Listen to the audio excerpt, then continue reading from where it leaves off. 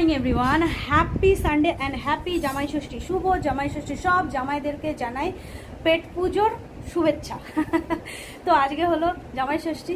জামাইরা মন ভরে খাও, আনন্দ করো। বাট এতদিন বৃষ্টি ছিল, ঠান্ডা ঠান্ডা ওয়েদার ছিল, আর আজকে জামাই ষষ্ঠী দিন দেখো আমার গুমটো পচা গরম দিচ্ছে। তো যাই হোক, আমি তো অনেক সকাল সকাল উঠে গেছি। এখন ঘড়িতে বাজে 9:30, 10টা বাজে। তো এখন আমি রেডি হয়নি। এবার আমি রেডি হয়ে যাব আমার বাপের বাড়ির উদ্দেশ্যে। আর তার আগে চলো যে আমার শ্বশুর বাড়ির জামাইয়ের জন্য কি কি আয়োজন হলো, মানে তোমার জামাইবাবুর জন্য কি কি আয়োজন করলাম সেটা একবার তোমাদেরকে চট করে দেখিয়ে দিই, তারপরে হবো রেডি। আর ওই দিকে দেখো ঈশান এখনো ঘুমাচ্ছে, ওকে তুলতে হবে, রীতিমতো যুদ্ধ করেছে। চলো দেখাই। তো এই যে হলো আমাদের জামাইয়ের জন্য সামান্য কিছু আয়োজন করেছি, কারণ কল্যাণদা তোমার মাংস খায় না, মাটন চিকেন কিছুই খায় না, ও মাছ খায়। তার জন্য এখানে আছে কচু পাতা ভাপা চিংড়ি, এখানে আছে বোয়াল মাছের কালিয়া, এখানে আছে কাতলা মাছের পুর দিয়ে পটলের দোলমা, আর এখানে আছে পমফ্লেট মাছের ঝাল, যেগুলো কল্যাণদা খেতে খুব ভালোবাসে। তো আরও আছে মিষ্টি, চাটনি, আরও কিছু আছে, ফল, আম ঠাম এসব আছে। সেগুলো এখনো রেডি হয়ে এখানে আসেনি, তো সো তোমাদের দেখাতে পারলাম না। তো চলো এখনকার মতন টাটা, আমি রেডি হয়ে বেরোবো, আবার পরে দেখা হচ্ছে, টাটা। তো ঘড়িতে এখন বাজে 11:15, আর আমরা এখন বেরোচ্ছি বাপের বাড়ির উদ্দেশ্যে। আমাদের অ্যাকচুয়ালি 10:30টায় বেরোনোর কথা ছিল, সেটা আর হয়ে ওঠেনি, 10:30টার মধ্যে রেডি হতে পারিনি।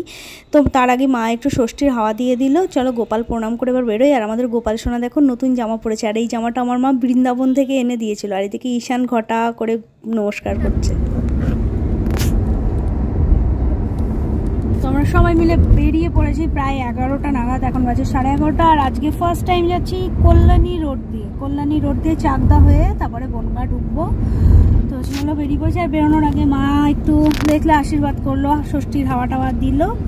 এই যে আর আমাদের সবার লুকস সুন্দর, হালকা ফুলকা জামা প্যান্ট পরে আমরা এসেছি। আর এই দেখো ঈশান আজকে ব্যাটম্যান গেঞ্জি পরেছে, ব্যাটম্যান গেঞ্জি। দেখি দাও পিঠটা, এই দেখো তোমরা, দাঁড়াও পরে দেখাই। ঈশা দেখি বাবা, যে ব্যাটম্যান গেঞ্জি পরেছে। ইয়ে দেখি সামনের লোগোটাও খুব সুন্দর। কালকে এটা নতুন কেনা হয়েছে, অ্যাক্সিস মল থেকে নতুন কেনা হয়েছে জামা, এই যে প্যান্ট। আর আমার আর রায়ের পুরনো, ঈশান বাবুরই বাজার। চলো তো আমরা যাই, বনগা পৌঁছাই, তারপরে আবার দেখা হবে। পাওয়ার চশমা পরে না, টাটা করে দাও, টাটা। আর রায় ফটো তুলেই চলেছে। তো তারপর আমরা NH-12 ধরে আমরা সুন্দর পৌঁছে গেলাম বনগাঁতে। আর একটা কথা বলি, এই যে কল্যাণী রোডটা যেটা হয়েছে না, এটা এত সুন্দর রাস্তা, মানে কি বলবো। অন্যান্যবার আমাদের বনগাঁ যেতে এত কষ্ট হয়, মানে প্রায় 3 ঘন্টা লেগে যায় গাড়িতে। আমরা অ্যাকচুয়ালি যশোর রোড দিয়ে যাই, আর যশোর রোডটা খুবই ছোট আর খুবই রিস্কি।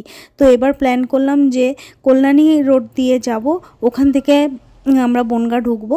আর সত্যি আমরা কালকে 2 ঘন্টার মধ্যে বনগাঁ পৌঁছে গেছি, আর বোঝাই যায়নি যে আমরা এতটা ট্রাভেল করলাম। তো চলো এবার আমরা বাপের বাড়ি পৌঁছাই। হ্যাঁ, তোমাদেরকে আর একটা ইনফরমেশান দিই, সেটা হলো যে আমাদের কিন্তু এখানে 2-3টে টোল পড়ে, কিন্তু আমাদের একটা টোলেই শুধু টাকা দিতে হয়েছিল, আর বাকি 2টো টোল এখনও তৈরি হয়নি। জানি না ওই 2টোতে টাকা দিতে হবে কিনা, বাট কালকে আমরা একটা টোল গেটেই টাকা দিয়েছিলাম। তো আমরা অনেকক্ষণ আগে তো পৌঁছে গেছি, অনেক গল্প টল্প হলো, কথাবার্তা হলো। এখন বাজে প্রায় 2:30। তো এখন হচ্ছে ষষ্ঠী মেন রিচুয়ালস যেটা, সেটা। আর আমার মায়ের হাতে দেখতে পাচ্ছ একটা গাছের মতন, ওটার মধ্যে আছে অশ্বত্থ গাছ, বট গাছ আর বাঁশ গাছ, আর সাথে তীর ধনুক বানানো। এটাই হলো আমাদের মেন রিচুয়ালস। আর হলো গোটা ফল নিয়ে পুকুরে গিয়ে চান করতে হয় ওই গাছ নিয়ে, আর ওই গাছের যে জলটা থাকে সেটাই প্লেটের মধ্যে রেখে সেটা দিয়েই মাথায় ছিটাতে হয়, আর পাখার বাতাস দিতে হয়। তো এটাই হলো আমাদের বাপের বাড়ির ষষ্ঠী পুজোর নিয়ম। তোমাদের কাদের কি নিয়ম আছে প্লিজ একটু কমেন্টে জানিও, বেশ পড়তে ভালো লাগবে, জানতে ভালো লাগবে, অনেক নিয়ম সম্পর্কে জানতেও ভালো লাগে। আর নিয়ম আছে যে এরকম ঝুড়ি ভর্তি করে ফল থাকবে, সেখান থেকে যে যার মতন যেটা ইচ্ছা তুলে নিতে পারে। সে যদি চায় পুরো ঝুড়ি ভর্তি ফলও সে খেয়ে নিতে পারে। আর তোমার এদিকে জামাইয়ের প্লেটে ছিল 5 রকম মিষ্টি, আর মা ওর জন্য আলাদা করে প্লেটে পৈতে, পান সুপরি, টাকা, ফল এইসব রেখেছিল, দিয়েছিল হাতে করে। এবার তারপরে ছিল গিফট দেওয়ার পালা। তো আমরা মাকে বারণই করেছিলাম, মা কিছু কেনাকাটি করো না, গিফট দিও না। তো মা বলছে এরকম হয় না, আমাদেরও তো কিছু দিতে ইচ্ছা করে। বেসিক্যালি এত জিনিসপত্র এত হয়ে গেছে না যে এখন কেউ গিফট দিলে রীতিমতো ভয়ই লাগে যে কোথায় রাখবো। তো মা একে একে সবাইকে আশীর্বাদ করলো। আর আমার ছেলে দেখো, মানে ফোন সব সময় ওর আছে। তো মা ওকে এবার ষষ্ঠীর হাওয়া দিল এক এক করে। এবার আমরাও সবাই ষষ্ঠীর হাওয়া নেব, চলো বসে পড়ি।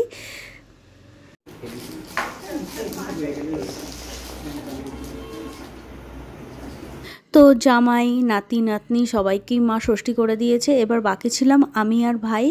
তো এবার মা আমাকে ষষ্ঠী করছে। আর সত্যি এই যে ছোটোখাটো মোমেন্ট, রিচুয়ালস আমাদের বাঙালিদের, হিন্দুদের, মানে এত সুন্দর লাগে এই রিচুয়ালসগুলো।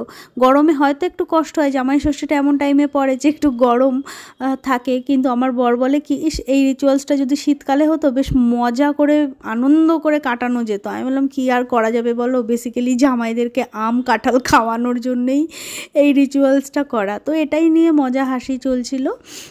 তো তারপরে আমি আর মা সুন্দর করে একটা ছবি তুললাম। এটা একটা সত্যি খুব ভালো মোমেন্ট। আর আমার বাবা উঠে গেল, কারণ বাবা কালী গায়ে ছিল তাই।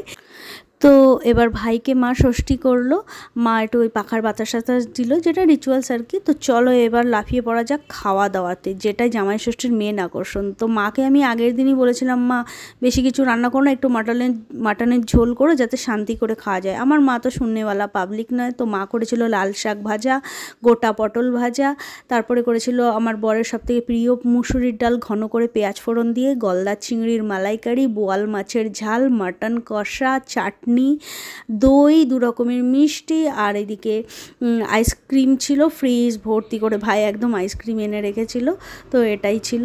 আইসক্রিমটা পরে খাওয়া দাওয়া হবে, যা বার করিনি, কারণ এই গরমে আইসক্রিম বার করে পাতের সামনে দিলে ওটা একদম পুরো গলে ভূত হয়ে যাবে।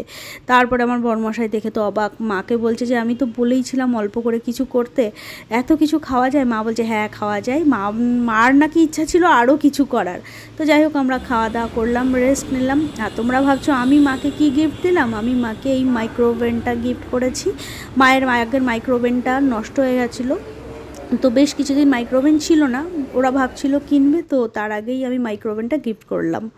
তো লাঞ্চ করার পরে একটু রেস্ট নিলাম, রেস্ট নিয়ে সন্ধ্যার সময় চাটা খেয়ে আমরা ওই 8টা 15 নাগাদ বেরোলাম। আসার সময় বেশ আমাদের মন খারাপ লাগছিল, মনে হচ্ছিল থেকে গেলেই ভালো হতো। আসলে মা বাবাকে ছেড়ে কার আসতে ইচ্ছা করে বলো। তো তারপরে আমি আর রাই একটু মুডটা ভালো করার জন্য গাড়িতে গান চালিয়ে আমি আর রাই গান করতে করতে আসছিলাম, মানে বেসুরো গান অবভিয়াসলি। তো এই নিয়ে আমি আর রাই খুব হাসাহাসি করলাম। মাঝপথে একটু দাঁড়িয়ে চা খেলাম, চিপস খেলাম, এই দেখো গান চলছে। তো আজকের মতন টাটা, ভালো লাগলে সাবস্ক্রাইব করো, টাটা।